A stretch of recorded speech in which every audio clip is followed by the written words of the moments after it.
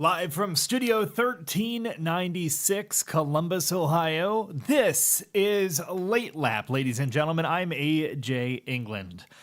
Racing fans, lover of global horsepower and late race drama, welcome back. And tonight, let's talk about one of those moments. One of those shimmering, historic, I was there when it happened moments. One of those pin this on the wall and tell your grandkids kind of moments. Because this weekend, something very, very special happened in Mexico City. In a city with rich history at a circuit named after two racing legends, Autodromo Hermanos Rodriguez, a new name etched itself into the annals of NASCAR glory. And that name is Shane Van Gisbergen, or SVG. I want to rewind the race for just a moment. Here's a guy, a New Zealander, a supercars champion, a road course wizard, someone who grew up racing on the other side of the planet, adapting his skills to tight street circuits and brutal road layouts. And now, in the heart of Mexico, in the middle of the North American Stock Car Championship, he's winning on foreign soil again for a team that has made different its secret weapon. SVG didn't just win, though, he dominated by over 16 seconds, the biggest NASCAR Cup Series margin in nearly 16 years. That's not a victory, that is a screaming exclamation point. And he did it while he was sick. Stomach in knots, pre-race medical treatment, skipping pre-race fanfare, and still he threw down the kind of performance that makes legends. It wasn't just a win, it was a warning shot and a loud one. He started on pole, led with conviction. He gave Christopher Bell, a bona fide contender, no chance to even sniff the lead, and he punched his ticket to the playoffs in his rookie Cup season. All while driving part-time ovals, learning as he goes. Now, before we talk about the playoff picture, let's talk about what this win means. This wasn't just another race victory. It was international. It was cross-cultural. It was Trackhouse Racing doubling down on their promise, their mission to bring diversity, energy, and international talent into a sport that for decades was seen as American and apple pie and Tennessee whiskey. Trackhouse didn't just sign SVG because he was fast. They signed him because they believed in a different kind of future. A future where NASCAR isn't just about Martinsville and Michigan. It's about Melbourne, Monterey, Montreal, and maybe one day, Madrid. You want to grow a sport? You don't just build bigger grandstands, 2000s. You build bigger bridges to new cultures, new countries, and meet new people. And Justin Marks and everyone at Trackhouse, they're doing that with intent. They brought Daniel Suarez in as a flagship driver, the first Mexican-born driver to win a NASCAR Cup race. And now they've added Shane Van Gisbergen, who's proving the skill gap between hemispheres is in fact a myth. If you can drive, really drive, you can compete anywhere. Of course, I feel like maybe we also knew that with Scotty Mack and Marcos Ambrose. That's the Trackhouse blueprint, though, and it is working. And it matters. It really matters. Because when a New Zealander wins in Mexico for an American team with a multicultural roster, that's not just good PR. That's a moment where millions of people from around the globe see a little piece of themselves in victory lane. That's a step towards making NASCAR not just big, but universal. This is a huge deal, and Trackhouse knew it before it happened. Don't forget, this was also a playoff game changer. SVG came into the race 33rd in points, 33, and he left with a golden ticket. He is now locked into the postseason, joining his teammate Ross Chastain, who just got it done in the Coca-Cola 600. That means Trackhouse now has at least 2 cars in the playoffs, with Daniel Suarez still hunting a win and sitting 29th on the playoff board. Meanwhile, the rest of the bubble just got shaky. and I want to look at it. All right. Bubba Wallace, 57. He has a solid cushion. Chase Briscoe, back from the brink earlier this year, now has a 39-point buffer. Pretty steady. Alex Bowman also steady, but not safe. He has 22 points to the good. Moving forward, we also have Chris Buescher holding on to 16th with a slim 19 points. And just behind that, Ryan Preece, now 19 out. Michael McDowell and AJ Allmendinger, two road course aces, now facing down a fight they didn't ask for. And most shocking of all, Kyle Busch, the two-time NASCAR champion, now 50 points outside the playoffs. That's not just a fall, that's a collapse. One wreck in a rain-soaked turn one, and Busch went from treading water to sinking. His playoff hopes now rest on either a miracle run or a Hail Mary win, possibly both. And Carson Hocevar, his sloppy performance, his words, not mine, dropped him to minus 60. He made enemies in the process we'll talk about in just a moment, most notably Ricky Stenhouse, and earned no favors from the playoff gods. That's what makes SVG's win sting for so many of these guys, because now the number of available playoff spot is down to just a few. Just 6 to be exact, and there are 10 races left. It's no longer about consistent top 10s. You have to win, or at least hope that nobody else like SVG comes from the depths of nowhere and steals another gold ticket. So what now if you're one of these outside drivers on the outside looking in? Well, Pocono is next, a triangle-shaped monster of a track. SVG's never raced there, never seen it, but he does have momentum, and that travels. And you can feel the energy behind the number 88 team. Stephen Doran, the crew chief, said it best. He said, quote, "It's a momentum builder. A win, we've been better on the ovals for the past month, and now we've got a confidence to match."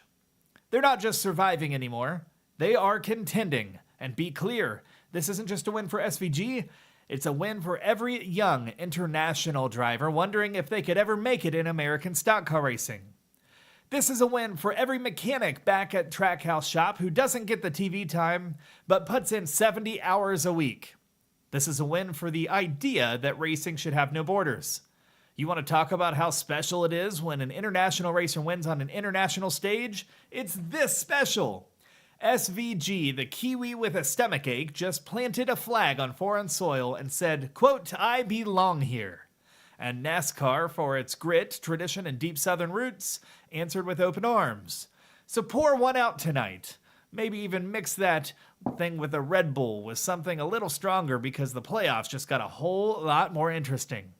In SVG and Trackhouse, this isn't just the finish line. This is the starting grid for what is soon to come.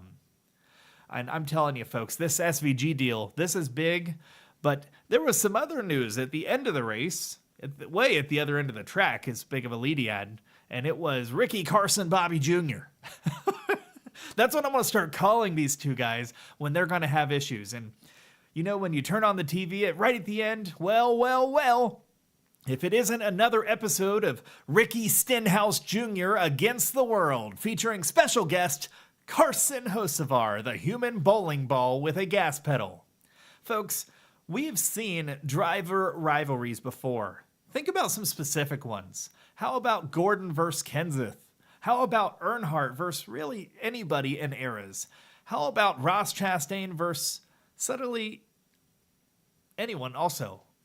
But this new beef is equal parts wreck, rage, and reality show. I mean, if NASCAR had a house like Big Brother, Stenhouse and Hocevar would have already been locked in the pantry, throwing haymakers. 1, 2, 3.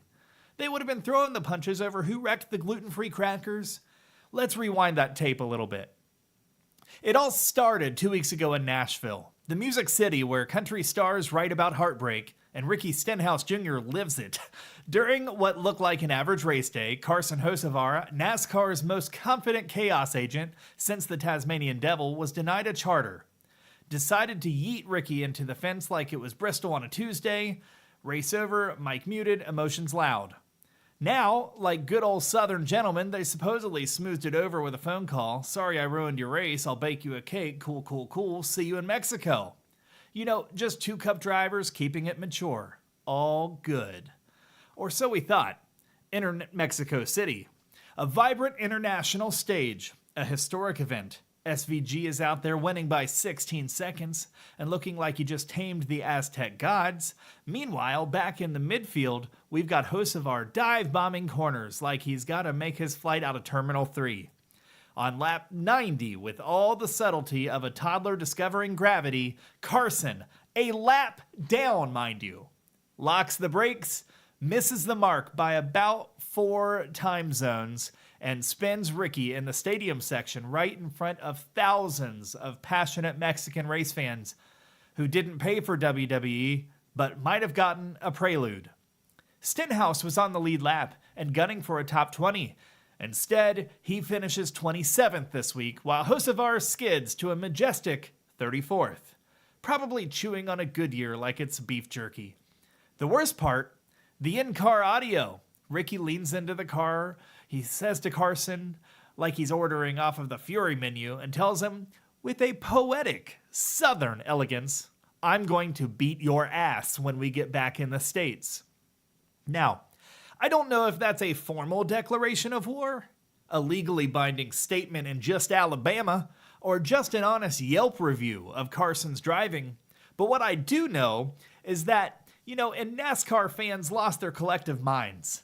Half the crowd was Team Ricky, justice for the junked. The other half laughing their way into TikTok hell because, let's face it, this is kind of Ricky's thing. I mean, the man's been in more scuffles than a minor league hockey team on discount beer night. Need I remind you, just last year he fed Kyle Busch a right hook that looked like it was thrown by someone who learned to fight watching Talladega Nights. And that cost him $75,000. Which coincidentally is also the cost of replacing the right side of a next-gen car after Carson's done with it. And now, Pocono is next on the schedule, the tricky triangle, more like the trigger triangle, because everyone from Dale Jr. to Denny Hamlin is sitting back, popcorn in hand, and waiting for Ricky to go full stone-cold Steve Stenhouse. Dale Jr. even said, and I'm paraphrasing here, you don't lean into someone's window that calmly unless you're really going to do something. And listen, if Dale Earnhardt Jr. says you are serious, you're serious. He's been around enough helmets and haymakers to know. Meanwhile, Hocevar, the 2024 Rookie of the Year, is trying to play the oops, my bad card. He owned up to the wreck, sure. He said he locked up the brakes, issued a public apology for some comments he made about the race. It's all very polished, like a kid who knows he's about to lose his Xbox privileges if he doesn't clean up real fast. But the thing about Hocevar is, for every apology, there seems to be another incident. He's like NASCAR's version of the I didn't study but somehow I passed kid. Immensely talented, sure, undeniably fast lately, and also a magnet for carnage. He drives like he's on fast forward and everyone else got to hit play. Still, I do want to give Carson some credit. The man is a storyline machine. We say we want characters in the sport. Well, here you go. He's got the charisma of a young Tony Stewart, the unpredictability of a squirrel in traffic, and the feud with Ricky Stenhouse Jr. that somehow made the race for 20th place more compelling than the actual championship hunt. And let's be honest, it's easy to clown on Ricky, but you do have to feel for the guy. He runs okay, stays clean, tries to get a top 15, and bam! Someone's using him as a brake pedal. Again, it's almost tradition at this point. Ricky Stenhouse doesn't go to races, he survives them. And Carson, he's a future star, no question.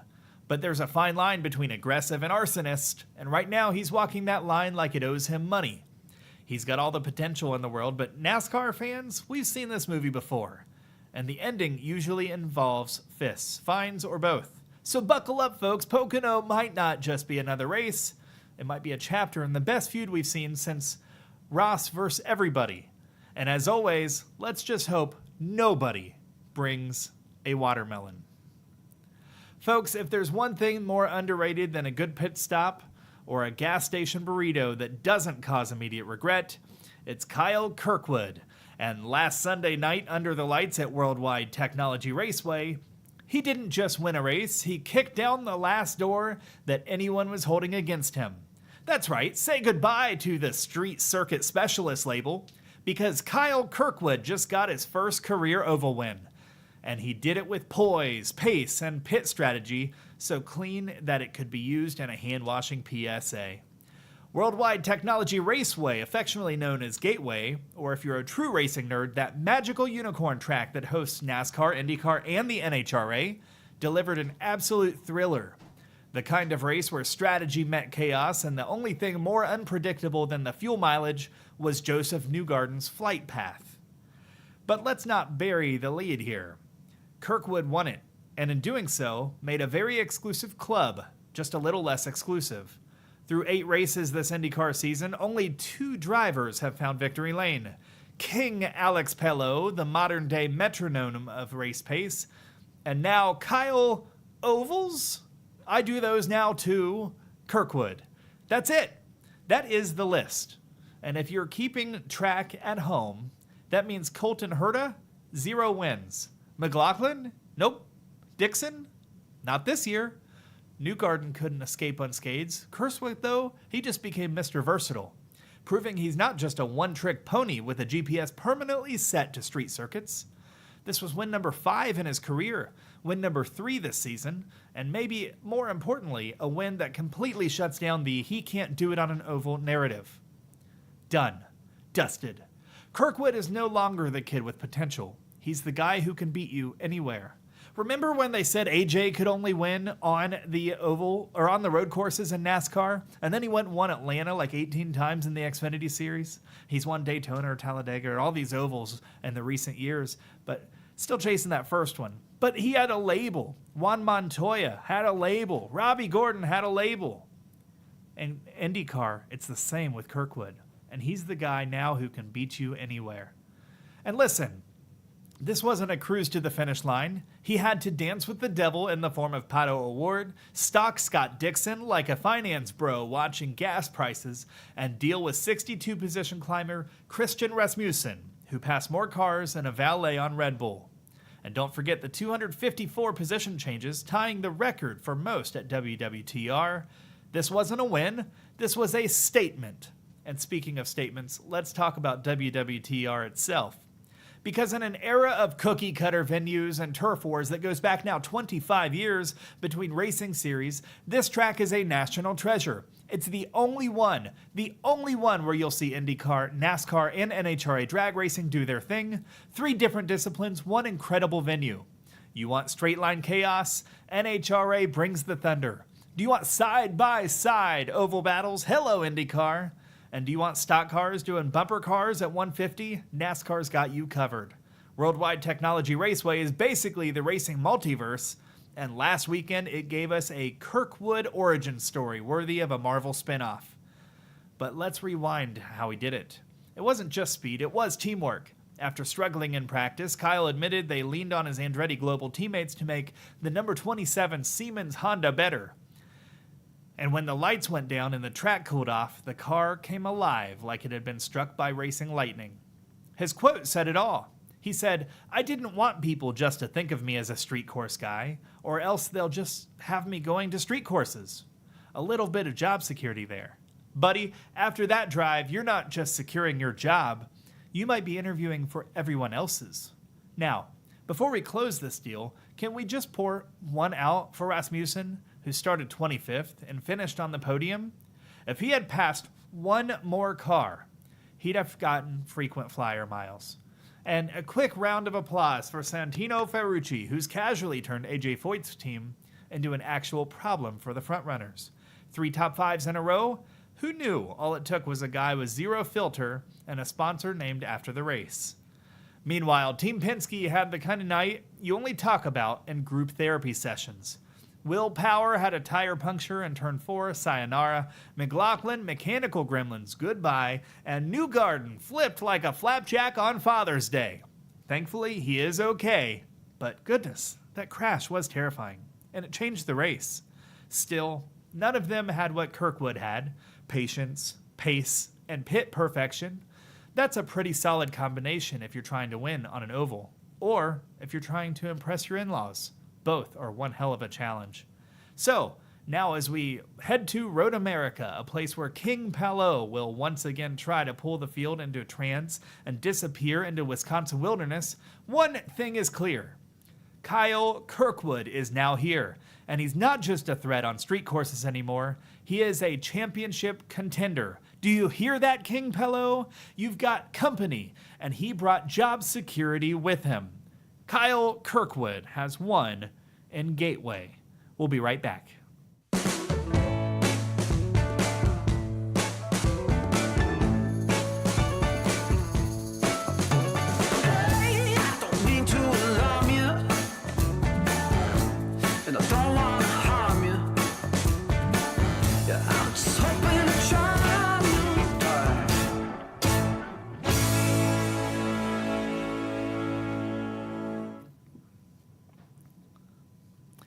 Welcome back to the Late Lap, where we dive headfirst into motorsport mayhem and occasionally crash into nostalgia at 200 miles an hour. And folks, tonight we are peeling back the digital sheet metal on a true relic of the racing world, a video game that brought rubber-burning realism to your living room in glorious jagged polygons. NASCAR 2000 from EA Sports. Now, let's get this straight. If you were around in 1999 and didn't own a PlayStation, an N64, or a PC that wheezed when booted up, you probably missed out. But for the rest of us, this game was our 500. And not because it was the most technically impressive. No.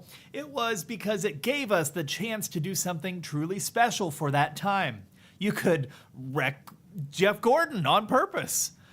Developed by EA Sports, it's in the game. NASCAR 2000 wasn't trying to reinvent the wheel, it just wanted you to turn left on it.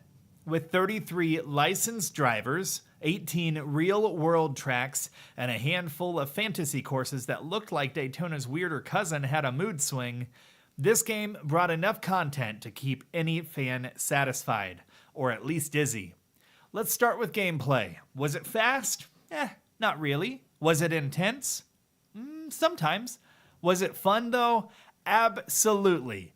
If you played it with a buddy and ignored every rule of racing etiquette, it was even cooler. But it was tough. Single-player mode offered a full championship season, complete with track strategy, tire wear, and pit stops, and common analysis where the TV broadcasters of Bob Jenkins and Benny Parsons would come in. It was like running a real team, except your crew chief never really talked to you because you wanted to see the cool gas animation again. You would sometimes go down pit road. But the real magic, the part that made you forget the graphics look like melted plastic, was the two-player mode. You had split screen, and you and your brother, or you and your cousin, or your best friend, you could have so much fun. Forget following the racing line. It oftentimes became pretending you were getting coffee or having a demolition derby. Nothing beat the raw joy of launching into turn 1 at Martinsville, forgetting to brake, and sending your best friend's M&M's Pontiac airborne like a caffeinated piñata. The control system was simple enough. You press go, you turn left, and hope for the best. No overcomplicated physics here, but it was challenging. Just enough traction to feel authentic, and just enough sloppiness to make you blame the game when you lost to Dale Jarrett by 0.02 of a second. And if you were lucky enough to have a steering wheel peripheral, oh man, that thing was less precision tool and more plastic hula hoop of chaos. But it kind of felt real. Slamming into turn 3 at Pocono while your $49.99 steering wheel violently broke, that was peak immersion. Now, let's talk presentation. Graphically, NASCAR 2000 was about as sharp as a soggy waffle fry. The car models looked solid, sure. The tracks were a little bland, barren. Infield grass had all the visual excitement of a Home Depot parking lot. And the fantasy tracks were wild. Who designed these things? Picasso? The thing is, you still loved it. What the game lacked in visual clarity, it made with authentic NASCAR-ness. The times were different. The menu screen screamed stock car energy. The replays looked like TV broadcasts, just, with half the frame rate. And the audio, oh baby, let me tell you about the legendary leaders narrating your every move with the actual commentary. They don't even put that in the games now. That was a flex. Their voices were like molasses and motor oil, smooth, southern, and always about 2 seconds behind your crash. The engine sounds were basically just vroom on a loop, but hey, that's kind of what real NASCAR sounds like if we're being honest with each other. And of course, let's not forget the roster, that all-star lineup straight out of your local die-cast display case. We're talking Hall of Famers: Jeff Gordon, Dale Earnhardt Sr., Mark Martin, Tony Stewart, Dale Jarrett, Mike Skinner, and yes, Steve Park. Ladies and gentlemen, I don't know if you're ready for this next part, but I am, because we're going to take a break. And when I come back, I am going to start a new segment on this season, on this show. I want you to hear me clearly. We're going to do a new championship season on NASCAR 2000, driving Steve Park's Yellow Pennzoil #1. It's happening. We're going to do the full season at 10 or 25%. One mission: absolute chaos is not the option. We want to win. It's just me, you, Steve Park, and 700 horsepower of 20th century polygonal power. Don't go anywhere. Grab your memory cards, dust off your CRT TVs, and join me on this nostalgic trip to when racing was simpler, louder, and blockier. Coming up after the break, the road to the Winston Cup begins now in a yellow #1.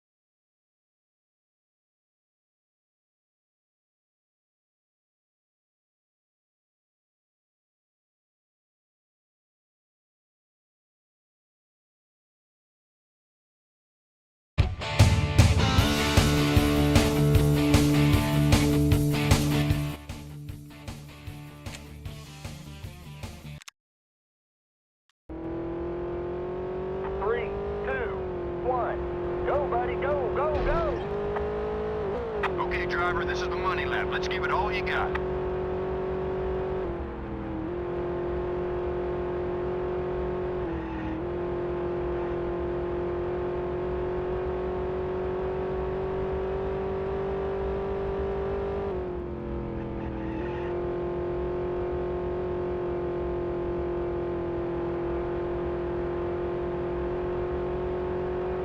We qualified in the middle of the field. Gonna have to fight some traffic on race day.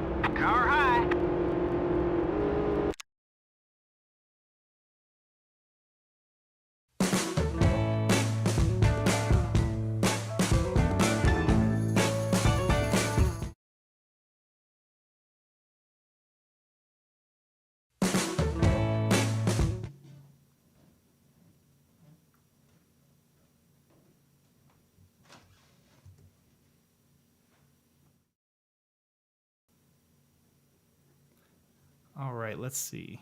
Can we hear me now? Can we hear me now? There we go.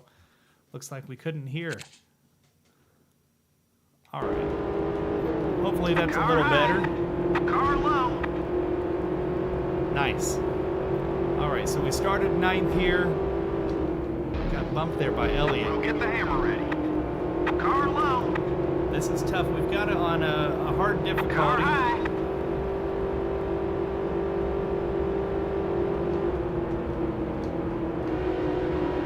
different cameras with this game. We'll get the hammer ready. Nowadays, you take this stuff for granted. Advancing in position is Steve Park. He's working his way up. We're up to 5th place here. Car high. Leading the field is I think that's my teammate up there, Junebug. Yeah, that's Earnhardt Jr. up there in 4th. In 1998, Jeff Martin had another successful season. So again, this is a season. If you're just tuning in, we're gonna do every race, see how far we do. Car high. We'll end some of our shows with this. We'll start some shows with it. We'll do a little, probably some side videos. Rusty Wallace, the 1 and the 2 car up here, battling for a top 5. Better save your tire. Tires are going though. Anybody here ever played this game? It was definitely a fun one, Car low. but it was tough. Car high. Gotta get my act together here. Bill Elliott up here passing me for 7th. Car low. Car high. Alright, we'll get that one back. Now, see if we haul down old Herman. Now, I tell you what would be something is if we could get Herman on the show to drive the car. I think we can get him on here to talk, but maybe not to drive. Leading the field is Jeff Martin. Jeff Burton up in the lead. He used to drive that 99 Exide car. It was a good looking ride. We end up going to the Going down the back straight. Sitgo colors not long after. Hard to keep it out of the wall. Got a little bit of damage there. That's his best lap so far. Best lap, there we go. We're reeling him in. See if we can get a move here on Herman. Car high. Nothing yet. All right, come on. No side drafting in this game. Just gotta be patient. I'm gonna take 2 in that turn Steve though. Park has taken a I spot like in it. the top 5. Back up to 5th place. Great lap. Keep it up. Going after my teammate Dale Jr. here.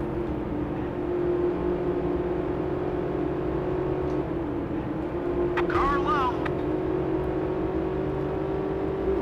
Looks like Kenny's back there behind me at 6. I've got some rear end damage. You can see the shadow Better save there on your the back of the tires. car.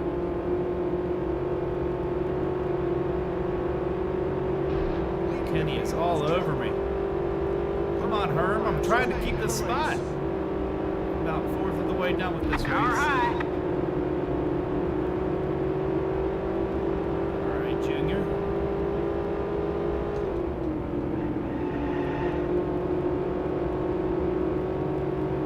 Kenny Wallace is fast. He's up here trying to take 4th, 5th, whatever spot he can That's get. his best lap so far. Oh, 3 wide there for a second. Advancing in I'm going to position take is Steve 4th. Park. See if we can get 3rd. Car high. A little contact with Terry Labonte, the Hall of Famer. Keep racing. You're in 3rd. We've got plenty of gas. There will not be a pit stop in this race. We've got Mayfield in 2nd. I think it's Senior, or no, it's Burton up front. Turn 1. Car low. They're really bumping for position out there. All right, up to 2nd place. Advancing in position is Steve Park. Steve Park. Better We're save your running a tire. championship season, so if you're into the old nostalgia games, hit subscribe. We're going to do more, Car high. and we're going to play them often. If you've never seen the show, we're actually closing our Motorsport opinion show, The Late Lap, with some racing tonight. Top brake lanes. Darrell Waltrip out of the race. Car low. A little bit, Terry a little Labonte bit of fun to end the night, but this is a tough game.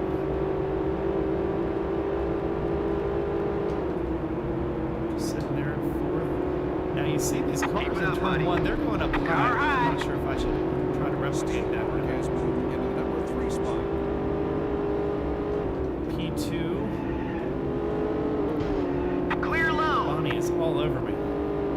Number 5 is alive and You in hear 2nd place. going through the gears pretty rapid. This is an Car automatic high. setup. So,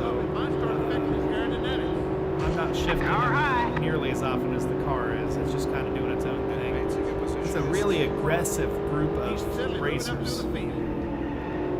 remember the AI being this aggressive, but I'm not sure if I played in a difficult that would allow for that then. Is still our leader. So fighting right around the top 5 since the start. Fell back to 9th, which is where we qualified.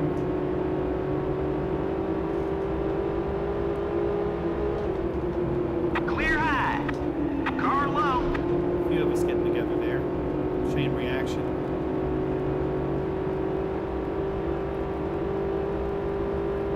Coming through turn 1. All right, let's see what we can do here. Got plenty of gas. Running 4th, about just shy of halfway through tonight's race. Car low. So we're doing an entire championship season, all on NASCAR 2000, which I had some games in the 90s, but this one was always my favorite. And the turn of the century, as gaming took over, seems like every household. Use the draft to slingshot past another driver. And this is the late lap. Tires are what wins A race. slow lap is what it is. All right, we got some speed on Junior. Car high. We got into him. We'll take the spot, but I don't like the contact. This is tough. Number 3 spot. He's continued to gain on the lead. All that love Terry lines Labonte are gave me the affected business there in the earlier. I'm going to have to return the favor on that 5 Chevy. Halfway home. Keep it up. Halfway. New leader, Labonte. Looks like Burton slid up the track. We're going to both take a spot from him. This is tough. Work a little more on this game, see if we can get away from hitting that wall as often. I don't really Coming through turn mean 1. to do that. Car high. All right. There's a good one for the lead. This will be my first time leading the race if I can You're do it. looking good out there. Now, Labonte's been really giving me the business. All right. New leader, Steve Park. That was your quickest lap. Keep it up. Got that right.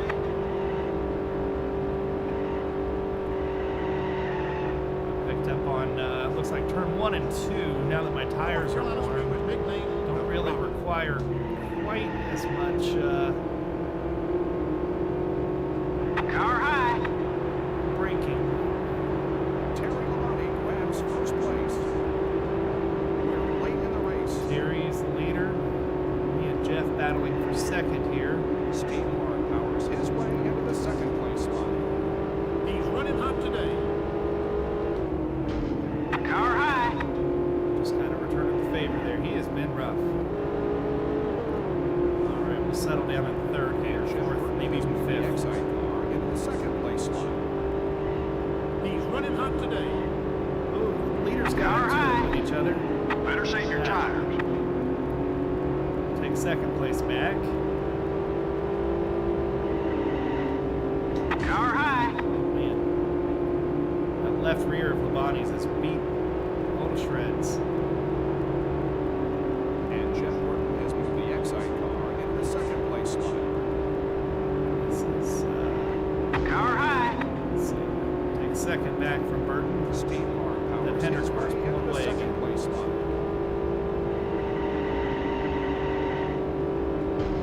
Car high. Man.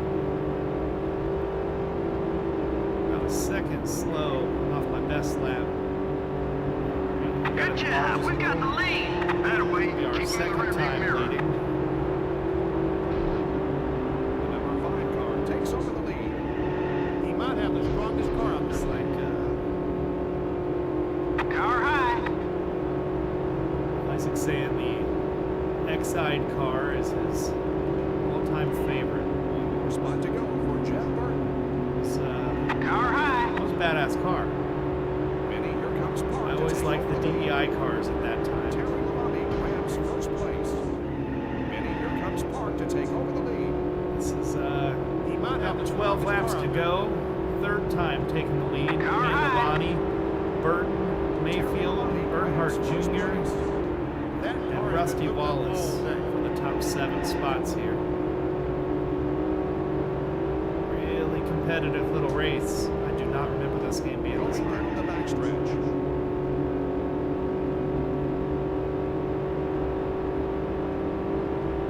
Car high. Car high. Man, there's sprinkle fenders out there. I love hearing Benny Parsons, Bob Jenkins. Car low. They were the classic Hey. commentators. The number 5 car takes over Feels the like lead. I'm playing bumper cars over here. Terry Labonte's treating me like I'm Iran right now. That's a little bit rough. Effective traffic helps move One after positions another. on super speedway. Car high. We've got 10 more laps left in today's race. Better Time to save your go. tires. They're telling me to save my tires, but I can't. You need to Maybe I brake into shouldn't the hit the wall, corner. though. That's rough. The number You know, 5 I can car play takes over the lead. sport car game He's and working stay that out car, of the Bob. grass and off the wall. I play a little arcade game and I can't. Funny how that works. Those Fords just made some Car high. contact. Car low. Right. Have about eight Car high. more laps to go. You're in second. Stay active out there, driver. You can get them. Got below the line just a little Car bit high. much.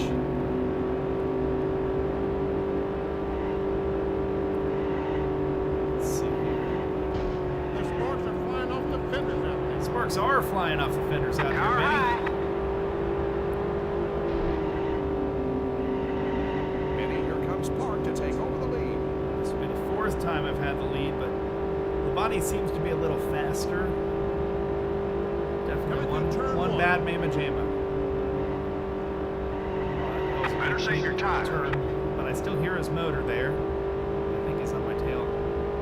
5,000th off my best lap of the race. You need to Ooh, brake into the corner. that didn't do it for me. Car high. Can I lead it? Nope, not that one. Now, under the format, when this game was around, you got 5 points for leading a lap and 5 points for leading the most laps. Benny, here comes So Park up to to take 10 over the bonus lead. points per race were on the table. I believe it's 185. Car high. 185 Car points low. for the victory, I believe is correct. Maybe 165 or 70 for finishing second. So considering this is the first race of the year, definitely want to Out of the race. establish myself pretty well in the standings. You're looking good out there. Damage is on, Car so low. we can DNF both me and the computer vehicles and fail to finish the race. Car low. Which don't want to do that. Not this early for sure. Car high. 4 laps to go. And Car I low. sure hope I can get it done. Better save your tires. All right. Let's see here. Maybe 3 more at the line. Hold your line. Hold your line. Car high. They gave you some really shitty feedback, didn't they? Car high. 3 to go. Can I keep out the wall? I Car can't. low. Tires are falling Car apart. high. Come on, Labonte. Terry Labonte grabs first place. Car low. I'm about to go around the outside like a trailer park girl if he's not Car careful. high. All right. Car low. Come on. Come on. Come on. Get you ready. Car high. 2 to go. Benny, here comes Park to take Whoa! over the lead. The number Oh, that 5 might have done it, takes Clark. over the lead. As great cousin Eddie once said, that'll do it, Clark. Pretty sure that's going to settle it for me winning this race. We'll Not get the getting hit hammer from ready. behind. I'm going to have to do a full send and keep it out of the wall entering turn 1. We're down to the final laps of this race. And it all comes down to this. Speedway powers his way into the second place Nah. slot. Look at him run. I ran identical to my best lap of the year, of the night rather. Oh, I've gotten the marbles. I'm going to finish P2. Oh, that sucks. Second place. Second place for the start of the year. Second place. And I think that's okay. I really do. But, goodness. You just want to do so much more sometimes, you know? Second place. Who were from some of your favorite drivers during that era? I think mine was the DEI guys, and I liked Chevy. I definitely liked Chevy. We'll look at some standings and some results here. And let's see. Let's see here.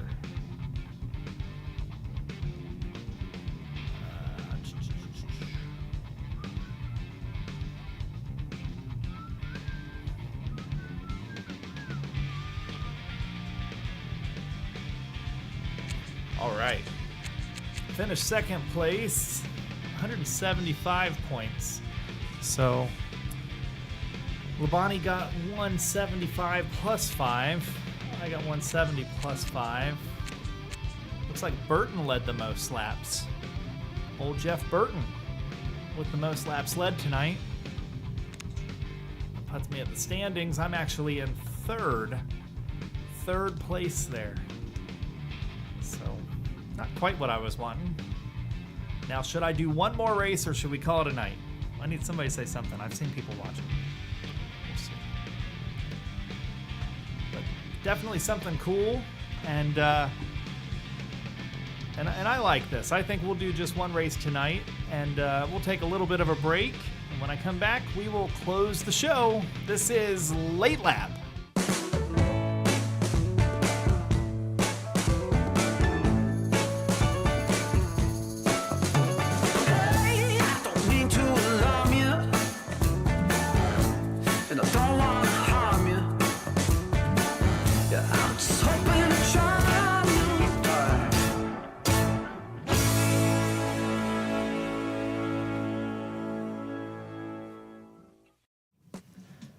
And ooh, that's going to be a hard transition as we do that. Folks, if you are new to the show, I would greatly appreciate you hitting subscribe. We're talking about all kinds of things. Tonight, we talked about the NASCAR race in in Mexico City. We talked about Ricky Stenhouse Jr. and Carson Hocevar fighting. We talked about Kirkwood winning in IndyCar's Gateway race. And of course, we did a little bit of video gaming, and that's just a lot of fun.